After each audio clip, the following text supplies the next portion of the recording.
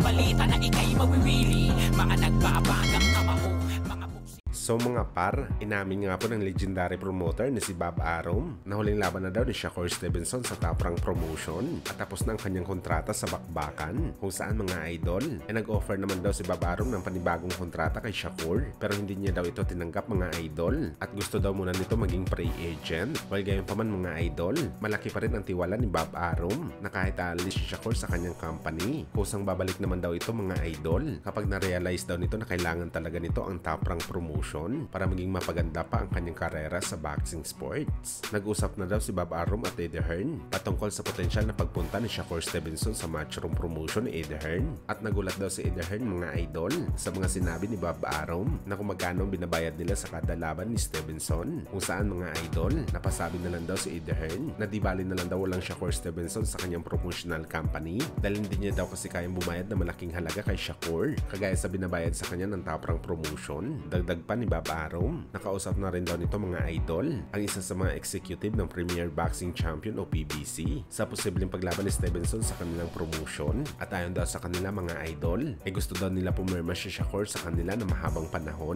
at hindi pa daw kasama sa pinag-usapan kung mapapalaban ba ito kay Gervonta Tank Davis, na obviously naman mga idol ito lamang ang rason bakit lalaban si Shakur Stevenson sa PBC, kaya ito ang dahilan mga idol bakit ganun na lang kalaki ang kumpiyansa ni Bob Arum na kusang babalik si Stevenson sa kanyang company. At isa pa sa mga alas ng Top Rank dahil na sa kanila mga idol ang dalawa sa champion ng lightweight, si Vasily Lomachenko at Denis Berinchyk. Idagdag mo pa daw dito mga idol sa Emmanuel Navarrete na isa sa mga malakas na contender kontra kay Stevenson, at ang masakit kay Shakur mga idol hindi pa talaga niya kaya maging pre-agent dahil mahina naman ang kanyang fanbase. Minsan nga binoboykot ang kanyang mga laban dahil sa sobrang boring ito makipaglaban, kaya kawawa si Shakur mga idol, tila mauubusan na ito ng choice kundi bumalik na lamang sa Top Rank at iasa ang kanyang karera sa laban sa wais mag-isip na si Lolo Bob Arum.